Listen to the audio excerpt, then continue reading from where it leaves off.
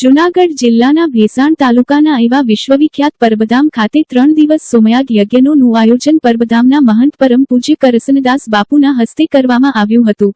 જૂનાગઢ જિલ્લાના ભેસાણના વિશ્વવિખ્યાત એવા પરબધામ ખાતે સોમયાગ યજ્ઞનું પરમ પૂજ્ય કરસનદાસ બાપુના હસ્તે કરવામાં આવ્યું હતું। આ યજ્ઞ સનાતન ધર્મમાં પ્રથમ વખત થયું હતું, જે પરબધામની ભૂમિમાં સત સરભંગ આશ્રમ પરબધામની ભૂમિમાં વૈદિકપણે તો અપાર મહિનો છે, તેમાં રાજ સૂર્ય યજ્ઞ, અશ્વમેઘ યજ્ઞ, વાજપેય યજ્ઞ વગેરેમાં સોમયાગ યજ્ઞ શ્રેષ્ઠ રહેલો છે, જેમાં સર્વ દેવી દેવતાઓને તૃપ્ત કરવામાં આવે છે। આ યજ્ઞ કુંડમાં લાખો આહુતિઓ આપવામાં આવે છે, જેનો આજે છેલ્લો દિવસ હતો, જેમાં બીડું હોમવામાં આવ્યું હતું। આ તકે ખાસ કરીને એક કોમી એકતાનું ઉદાહરણ આપ્યું હતું, જેમાં ભેસાણ વિસાવદરના મુસ્લિમ સમાજના આગેવાનોને સાથે રાખી અને મુસ્લિમ સમાજના લોકો દ્વારા સ્વયંસેવક બની ખડે પગે સેવાઓ આપી હતી, જેમાં ગરીબો માટે બાપુ દ્વારા સ્ટોલ ઊભા કરવામાં આવ્યા હતા, જેમાં ગરીબોને સુવર્ણદાન, વસ્ત્રોદાન, અન્નદાન આપવા આવ્યું હતું। આ તકે હજારો ગરીબોને લાભ મળ્યો હતો। આ તકે લાખો ભાવિક અને ભક્તો દ્વારા આ યજ્ઞનો લાભ લીધો હતો, જેમાં ભક્તોએ ભજન અને ભજનનો લાભ લીધો હતો, જેમાં નામી નામે સાધુ સંતોએ પણ ભાગ લીધો હતો। આ યજ્ઞ પૂર્ણ થયા બાદ તમામ યજમાનોને પરમ પૂજ્ય કરસનદાસ બાપુ દ્વારા આશીર્વાદ આપવામાં આવ્યા હતા અને તમામ યજમાનોને શિવસાગર કુંડમાં સ્નાન કરાવ્યું અને પોતે પણ સ્નાન કર્યું હતું અને પધારેલા તમામ ભક્તો ઉપર ડોલીમાં સવાર થઈ પુષ્પો દ્વારા આશીર્વાદ વચન આપ્યા હતા અને આ કાર્યક્રમ સફળતાપૂર્વક પૂર્ણ થયો હતો। Report by Kasam Hothi, Junagadh.